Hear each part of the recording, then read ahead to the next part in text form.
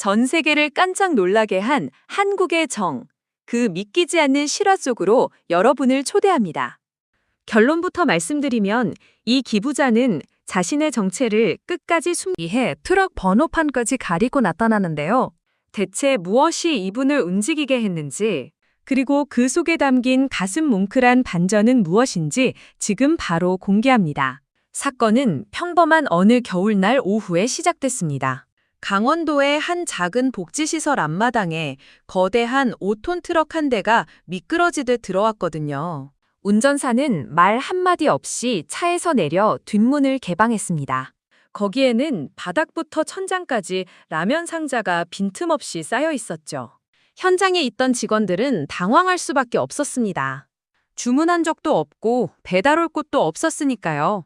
직원이 다가가 어디서 오셨냐고 묻자 운전사는 그저 묵묵히 상자를 내리기 시작했습니다. 무려 1,000만 원어치 수천 봉지의 라면이 마당을 가득 채웠답니다. 이게 끝이 아니었습니다. 라면 상자 사이에는 꼬깃꼬깃한 편지 한 통이 끼워져 있었는데요. 거기에는 추운 겨울 아이들이 배불리 먹었으면 좋겠습니다 라는 짧은 문구만 적혀 있었죠. 이름도 연락처도 심지어 보낸 곳의 단서조차 전혀 없었습니다. 잠깐, 여기서 놀라운 사실이 하나 더 있습니다. 시설 관계자가 감사 인사라도 전하고 싶어 트럭의 번호판을 확인하려 했거든요. 그런데 번호판이 검은색 테이프로 교묘하게 가려져 있었다고 하더라고요. 철저하게 자신의 선행을 숨기려 했던 겁니다. 이 소식은 순식간에 지역사회를 넘어 전 세계로 퍼져나갔습니다. 외신들은 이를 한국의 신비로운 정의라며 대대적으로 보도했죠. 대가를 바라지 않는 익명의 선행이 삭막한 현대사회에 큰 울림을 주었기 때문입니다. 도대체 이 기부자는 누구였을까요? 사람들은 다양한 추측을 내놓았습니다. 은퇴한 자산가다, 혹은 어린 시절 배고픔을 겪었던 성공한 사업가다 하는 식이었죠. 하지만 취재 결과 밝혀진 실체는 우리의 예상을 완전히 빗나갔습니다. 익명의 제보자를 통해 확인된 기부자의 정체는 인근 재래시장에서 작은 노점을 운영하는 할머니였습니다. 평생 시장 바닥에서 나무를 팔아 모은 돈을 아낌없이 내놓으신 거였죠. 할머니는 매일 새벽 기도를 가며 복지시설 아이들이 눈에 밟혔다고 합니다. 할머니는 본인이 알려지는 것을 극도로 꺼려하셨습니다. 내가 한 일이 아니라 우리 사회가 함께한 일이라고 말씀하시며 취재진을 돌려보내셨거든요. 정작 할머니는 낡은 구두를 신고 해진 옷을 입고 계셨는데 말이죠. 여기서 우리가 주목해야 할 핵심이 있습니다. 할머니의 기부는 단순한 물품 전달이 아니었습니다. 나보다 더 어려운 이웃을 생각하는 마음이라는 정서적 유산을 우리에게 전달한 거예요.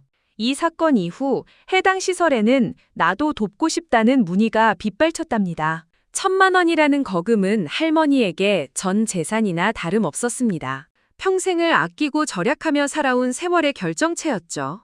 그런 소중한 돈을 이름도 밝히지 않고 내놓을 수 있는 용기, 그것이 바로 한국인이 가진 진짜 힘이 아닐까요?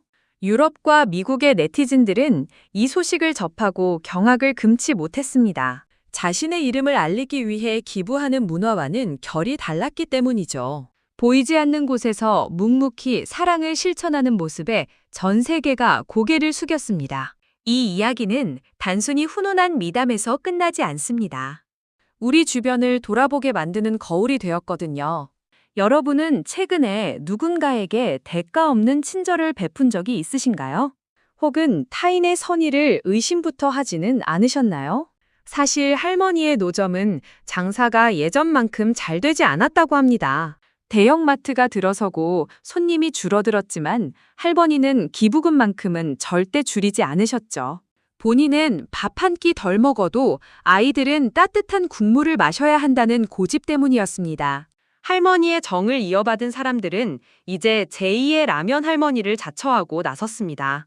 어느 고등학생은 용돈을 모아 연탄을 기부했고 한 직장인은 첫 월급을 털어 겨울 점퍼를 보냈습니다. 선한 영향력이 파도처럼 번져나간 겁니다. 결론적으로 전 세계를 놀라게 한 건 1,000만 원어치의 라면이 아니었습니다. 그 라면 뒤에 숨겨진 이름 없는 진심이었죠. 대단한 부자가 아니더라도 누구나 마음만 먹으면 세상을 따뜻하게 바꿀 수 있다는 증거를 할머니가 보여주신 거예요. 이제 우리는 할머니가 남긴 숙제를 안고 있습니다. 나만 잘 사는 세상이 아니라 함께 잘 사는 세상을 만드는 법 말이죠. 거창한 기부가 아니어도 좋습니다. 옆집 이웃에게 건네는 따뜻한 인사 한마디부터 시작해보는 건 어떨까요? 지금 이 순간에도 할머니는 시장 모퉁이에서 나무를 팔고 계실 겁니다. 본인이 영웅이 된 사실도 모른 채 말이에요. 하지만 우리 가슴 속에는 할머니의 따뜻한 라면 향기가 오래도록 남아있을 것 같습니다. 오늘 전해드린 이야기가 여러분의 마음을 조금이라도 따뜻하게 데워드렸기를 바랍니다. 세상은 아직 살만하다는 것, 그리고 그 온기를 만드는 건 바로 우리 자신이라는 사실을 잊지 마세요. 긴 이야기 끝까지 들어주셔서 감사합니다. 여러분의 오늘 하루도 할머니의 마음처럼 따뜻하고 넉넉하기를 진심으로 바랍니다. 다음에도 가슴 뛰는 이야기로 찾아오겠습니다.